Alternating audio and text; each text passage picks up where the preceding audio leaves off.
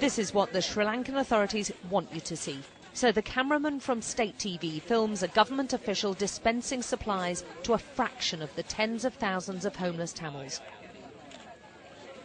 But this is not the whole picture.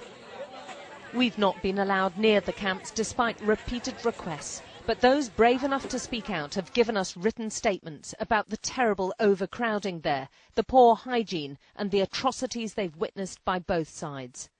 One woman with links to the camps but too scared to be identified told us of rapes inside them and of young men in particular being taken away by soldiers. I believe that there is sexual assault and harassment in the camps. I believe that these children and the young ones are going to get disappeared, but we don't know what is happening to them because there is no information, there is no transparency, we just don't know what's happening. Others who've witnessed abuses didn't want to take the risk. The Tamil people who struggled out of the battle zone are now at the mercy of the troops they feared for so long. The military believes Tiger rebels escaped by hiding amongst them, so they're being processed, the army says, with families being forcibly split up.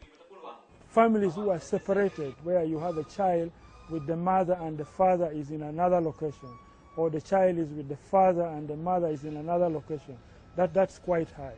Up to about 70 or so % are in this category.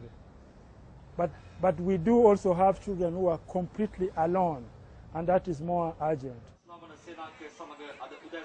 The aid agencies are not only being denied access to the camps, there are so many restrictions it's virtually impossible to help these people.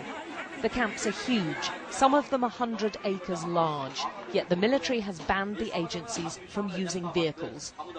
And listen to this response from one government official when I asked him about the allegations of sexual abuse in the camps.